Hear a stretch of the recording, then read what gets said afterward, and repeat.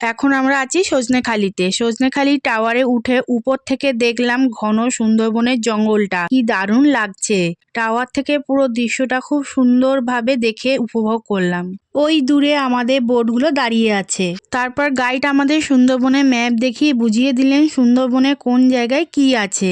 এই দেখো সুন্দরী গাছ। তারপর আমরা আবার বোটে উঠে পড়লাম। এবার কোথায় যাব, কি কি দেখব সবটাই আমাদের গাইড বুঝিয়ে দিচ্ছিলেন। তারপর আমরা ঘুরতে চলে এলাম বনবিবির মন্দিরে। তোমরা তো জানোই সুন্দরবনে অনেক মানুষ মধু সংগ্রহ করতে জঙ্গলে যায়, আবার কেউ মাছ ধরতেও যায়।